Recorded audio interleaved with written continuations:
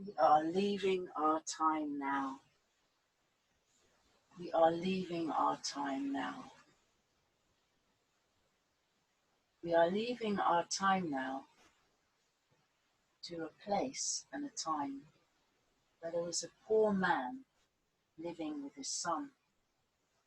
And he couldn't support his son any longer. And when the son realized this, he said, "Father, it's no use me staying here with you. I'm just a burden to you. I'm going to leave home and I'm going to try to find a way to make a living." His father gave him his blessing and they parted ways sorrowfully. Now there was a country very nearby which was led by a great king, a very powerful ruler. And at this time, this king was waging war against another king. And the young man heard about this and he decided to enlist in the king's army. And he soon found himself at the front, and it was a very vicious battle indeed. Bullets were flying around like hail, and many of his comrades were falling dead all around him. Until one particularly bad day in battle, their general himself was killed. And when the last of the troops heard about that, they were ready to flee. They'd had enough. But the young man decided to take charge. He took the general's place, called the men together and said, "We will not be defeated. Follow me. God save the king." And they followed him as he led the charge. And soon they had the enemy on the run, and they managed to win the battle. When the king heard of the young man's part in this incredible victory, he was very impressed indeed. And when he came back from the war, he immediately promoted him to field marshal, gave him lots of gold, many treasures, and bestowed him with great honor. Now the king had a daughter who was very beautiful, and she was still unmarried. And she was still unmarried because she took this rather grim oath that she would only marry a man who was prepared to promise that he would be buried alive with her should she die before him. She used to say, "After all, if he really loves me, why would he want to go on living if I died?" And she said she would do the same for him, for her husband, if he was the one to die first. So this condition had put off many young men who might have wanted to court her. But the young soldier, was so struck by her beauty, he was prepared to take the risk.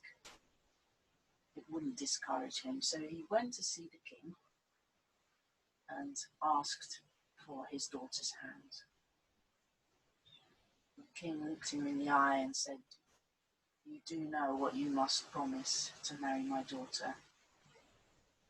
And the soldier replied, "Yes, I do. If she dies before me, I must go to the grave with her. And I love her so much that I'm willing to take the risk." So the king consented. And the wedding was celebrated with great royal splendor. The celebration took days and everyone got involved. It was a good start to the marriage, which for a while went very well. They lived together quite happily. But then one day, the princess fell ill. She had this very mysterious illness. No one quite understood what it was. And the king and her husband called for doctors to come from all over the kingdom. All the herbalists they could summon, all the wise men and women, but none of them could help. None of them could make her any better. And quite soon she died. And of course, the young man remembered this promise he'd had to make. There was no way getting out of it, even if he'd wanted to break the promise, as the king had planned to put sentries all around the royal cemetery and all around the burial chamber. And when the day came for the princess to be buried, they carried her body to this burial chamber, which was built like a huge vault. The servants made sure that the young man was inside with his dead wife, and the king personally came and bolted the door. Huge bolt. They put some provisions in there for him on the table. There was 4 bottles of wine, 4 loaves of bread, and 4 candles. And the soldiers sat there beside the princess's body. Sat there day after day, taking only 1 sip of wine each day, 1 mouthful of bread, making them last as long as he could. And when the candles, the last candle, was down to its last inch, and he'd drunk all the wine but 1 sip, and he'd eaten all the bread but 1 mouthful, he knew his time had nearly come. As he sat there in despair, he suddenly saw a snake slither out of one of the corners of the vault, and it was slithering towards his dead wife's body. He thought it might be going to eat her or bite her, and he didn't hesitate. He immediately drew his sword and shouted, "Whilst I'm alive, you shall not touch her." And he struck the snake 3 times, cutting it in pieces. He put the sword back down, and very soon afterwards, a second snake came slithering out of that corner. He went up and inspected the dead snake's body and disappeared again, only to come back again moments later with 3 leaves in its mouth. He went to the dead snake and put the pieces back together in the way they should be, and then placed a leaf on each of the cuts. And only a few moments went by till the first snake, came back to life. And then the 2 snakes hurried away together back into their corner. The young man had been watching this with amazement, and he immediately realized that if these leaves did that to the snake, they might also be able to bring the princess back to life. It was certainly worth trying. Nothing else he could do. So he picked up the leaves and placed them over her face, 1 on each eye and 1 in her mouth. And again, it wasn't long at all before colour returned to her cheeks. And she soon took a breath and opened her eyes and exclaimed, "Goodness gracious, where are we? What's happened?" Her husband told her what had happened and gave her a sip of wine and a mouthful of bread. And then they decided, obviously, they had to get out, so they banged on the door as hard as they could, and they shouted as loudly as they could. And the sentries outside were kind of freaked out. They weren't expecting that at all.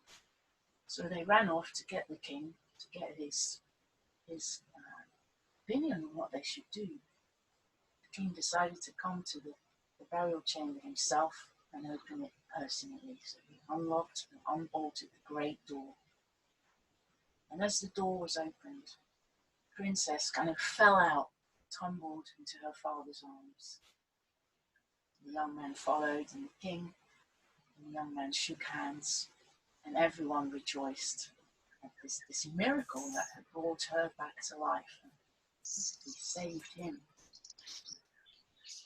As for the snake leaves, the young soldier, was a cautious man, and he decided it was best to keep what had happened with these leaves to himself. But he did have a very honest and reliable servant. So he gave the leaves to him and told him to take them with them wherever they went, because they couldn't know when they might need them. So after this episode, a change came over the princess.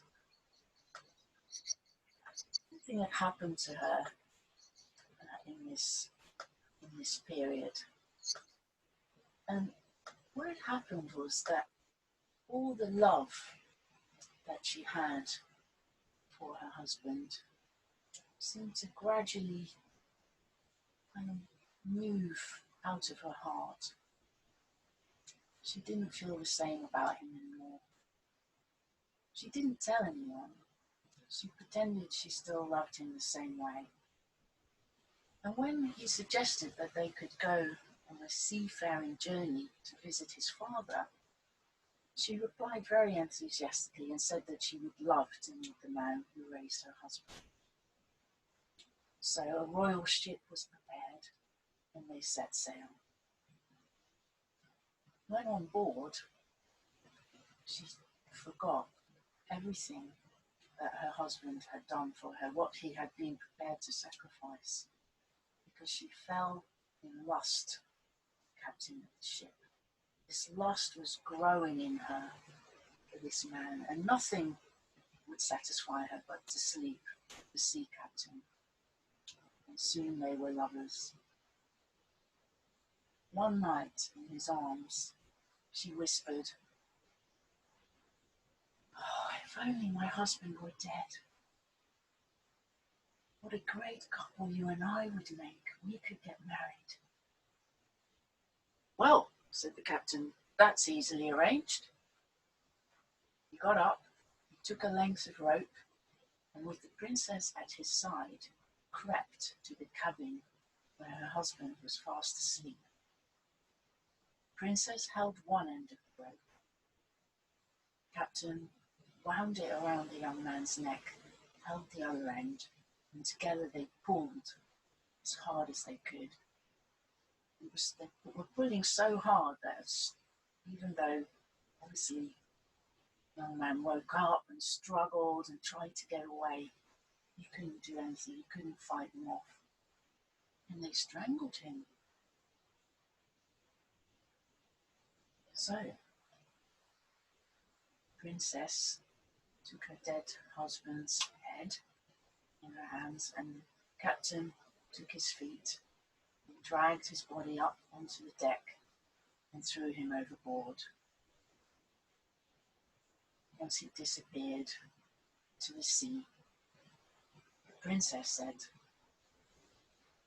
"Let's go home now. Let's sail back. I will tell my father that he died at sea from an illness or something.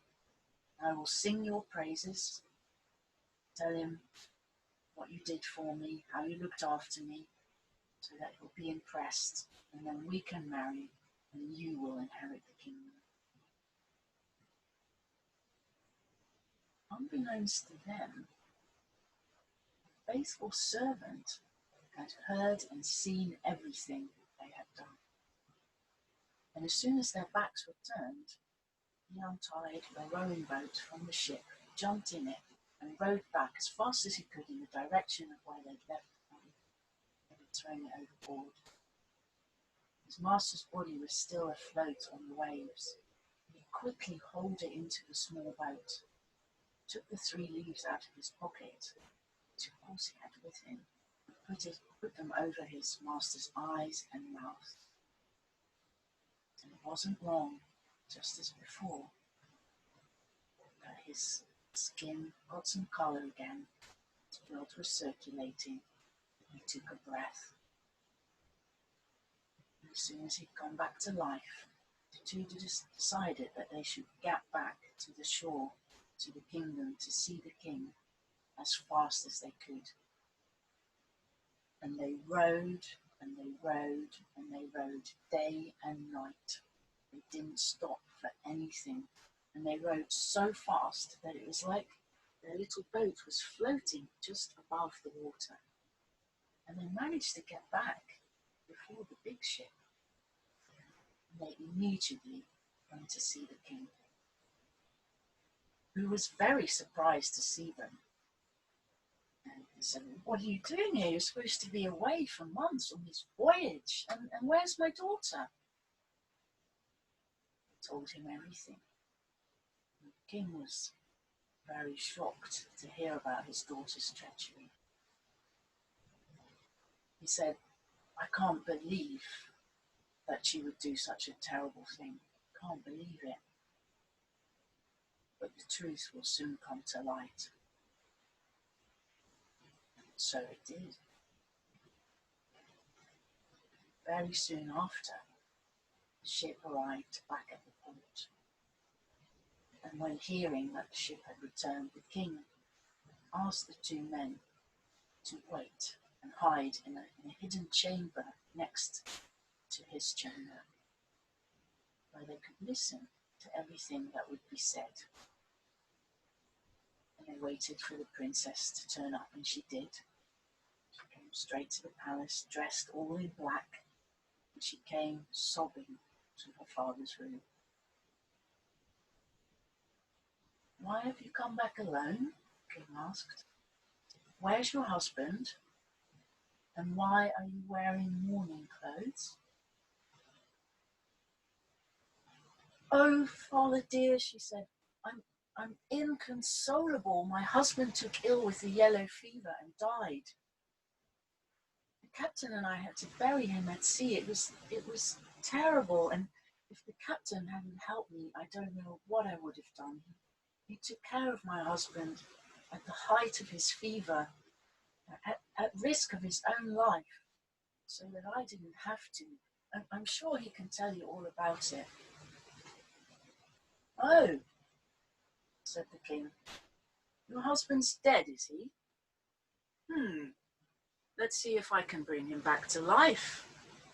And he opened the door, invited the two men to come out.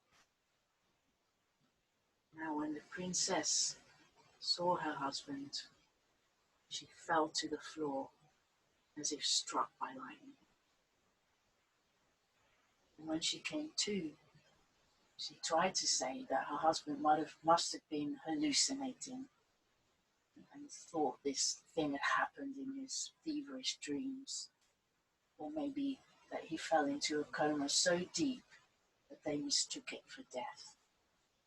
But then the servant produced a rope that had been used to strangle him, and in the face of that evidence, she had to admit her guilt.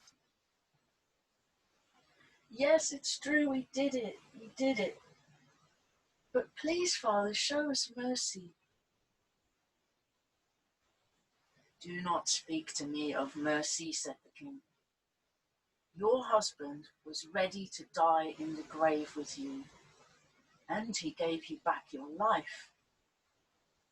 And then you killed him in his sleep.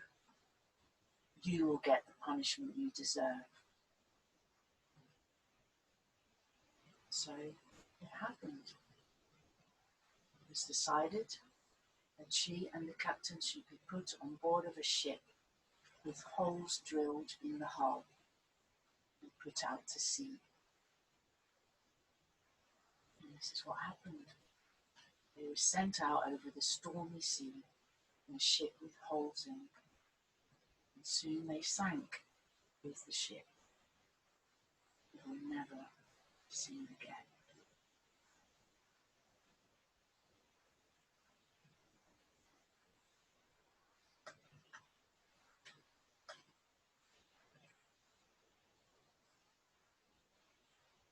Returning to our time now,